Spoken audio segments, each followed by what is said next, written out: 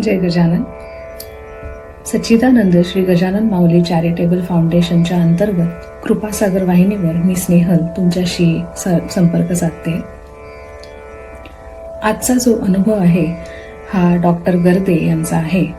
तर साधारण 21 डिसेंबर 1976 साली डॉक्टर गर्दे यांना ट्रिपोली लिबिया येथे एक पॉवर डेव्हलपमेंटशी अंतर्गत असा प्रोजेक्टवर काम करण्यासाठी रुजू व्हावं लागलं आणि त्यांच्याबरोबर अजून 5 इंजिनियर्सची टीम इथून लिबियाला गेली. सो तिथे काम करताना तिथल्या एनर्जी मिनिस्टरनी त्यांना असं सुचवलं की हा प्रोजेक्ट जो आहे तो पूर्ण सेंचुरीभर चालणार आहे आणि एवढा मोठा प्रोजेक्ट करण्याआधी लिबिया ह्या कंट्रीमध्ये तुम्ही प्रवास केला, त्या कंट्रीला जाणून घेतलं तर तुम्हाला ह्या प्रोजेक्टचं प्लॅनिंग थोडं सोपं जाईल. डॉक्टर गर्दे आणि त्यांची 5 इंजिनियरची टीम लिबिया येथे प्रवास करण्यास निघाली आणि साधारण मार्च 1977 मध्ये दक्षिण पूर्व सहारा डेझर्टमध्ये प्रवास करत असताना त्यांचा खूप भीषण असा अपघात झाला. ड्रायव्हरचा गाडीवरील ताबा सुटला होता आणि गाडीतून त्यांच्या मागे बसलेले जे इंजिनियर होते ते गाडीतून बाहेर फेकल्या गेले. त्यांना असं कळलं की ड्रायव्हर सुद्धा जागीच ठार झाला आहे. मागे जी गाडी होती त्याच्यातले काही इंजिनियर्स तिथे आले आणि काय झालं आहे याचा आढावा घेऊ लागले. त्यात त्यांना असं कळलं की डॉक्टर गर्दे हे अजूनही कॉन्शियस आहेत, पण डॉक्टर गर्दे यांना कळत होतं की ते गाडीत फसले आहेत आणि त्यांचा शरीराचा जो खालचा पूर्ण भाग आहे तो पॅरालाइज झालेला आहे आणि त्यांना गाडीतून निघता येत नव्हतं. त्यांना कसं तरी गाडीतून बाहेर काढलं आणि इतक्या वेदनांमध्ये असताना सुद्धा त्यांना 180 किलोमीटर ह्या डेझर्टपासनं जे दुसरी मोठं शहर होतं त्याचं नाव होतं टॉब्रुक आणि तिथे त्यांना गाडीत मागे असं झोपून जावं लागलं. तर टॉब्रुक येथे पोहोचल्यानंतर तिथल्या डॉक्टरांनी त्यांना सांगितलं की ही जी जखम आहे ही इतकी मोठी आणि इतकी भीषण असल्यामुळे त्यांना न्यूरोसर्जनची गरज आहे की त्याच्यावर उपचार करता येतील लगेच. आणि मग तिथून टॉब्रुक वरून सुद्धा बेंगाझी म्हणून हे जे शहर आहे दुसरं मोठं तिथे त्यांना ट्रान्सफर करण्यात आलं. आता हे सगळं सुरू असताना लिबियन गव्हर्नमेंट, एक नवीन देश, त्याचं जे गव्हर्नमेंट होतं त्यांनी सुद्धा डॉक्टर गर्दे यांची पुरेपूर मदत केली.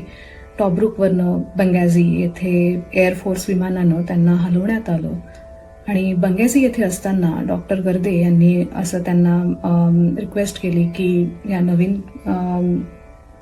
देशापेक्षा मला लंडन किंवा इंग्लंड येथे उपचारास घेऊन जावे आणि माझे पुढील उपचार तेथे व्हावे अशी माझी इच्छा आहे. आणि ही इच्छा सुद्धा मान्य करण्यात आली आणि त्यांचे पुढील उपचार लंडन येथे सुरू झाले. जगातील उत्तम असे सर्जन त्यांना तिथे मिळाले आणि त्यांचे पुढील उपचार असे छान सुरू झाले तिथे. आणि हे सगळं सुरू झाल्यानंतर त्यांना असं लक्षात आलं की हा अपघात जेव्हा झाला होता तेव्हा डॉक्टर गर्दे यांच्या खिशात घरच्यांनी दिलेला गजानन महाराजांचा अंगारा होता. डॉक्टर गर्दे यांची बहीण आणि मिसेस गर्दे ह्या श्री गजानन महाराजांच्या भक्त आहेत आणि हे सगळं सुरू असताना सतत त्यांना त्या महाराजांचा धावा करत होत्या आणि त्यांना लागेल ती मदत वेळेवर महाराज आपले पुरवत गेले. हे सगळं झाल्यानंतर जवळपास 1 वर्षानंतर जेव्हा ते लंडन येथे परत चेकअपसाठी गेले तेव्हा लंडन येथील डॉक्टरांनी सुद्धा त्यांना म्हटलं की तुम्ही कोणीतरी खूप इम्पॉर्टंट मनुष्य दिसताय, कारण लिबियन गव्हर्नमेंटनी तुमचा पूर्ण ट्रीटमेंटचा खर्च सुद्धा दिला आणि परत तुमच्या पुढील आयुष्यासाठी व्हीलचेअर किंवा मोबिलिटी चेअर ज्यामुळे तुमचे दैनंदिन जे कारभार तुम्ही व्यवस्थित करू शकाल त्याची सुद्धा हेल्प पुरवली.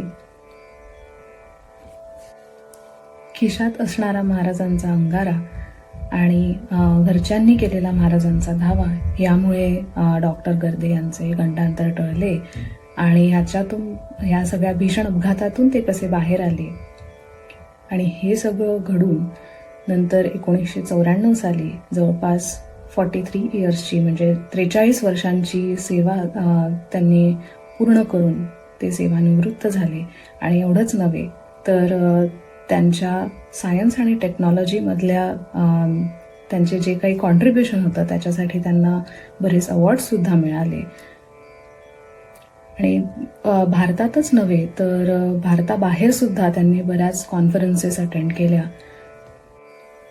आता ह्या अनुभवातून आपण गुरुभक्ती केल्यावर त्याचं जे बळ असतं ते आपल्याला कसं गंडांतर टाळू शकतं किंवा गरज असेल तेव्हा गुरु कसे आपल्या पाठीशी उभे राहतात हे तर कळलंच. पण डॉक्टर गर्दे यांना त्या अपघातानंतर आलेला सकारात्मक दृष्टिकोन हा सुद्धा खूप शिकवून जाणार आहे. मला असं वाटतं की गुरु हे आपल्या पाठीशी असतात पण आपल्याला वेळोवेळी तो सकारात्मक जो दृष्टिकोन आपल्याला ज्याची गरज असते तो सुद्धा आपल्याला पुरवत असतात. जय गजानन.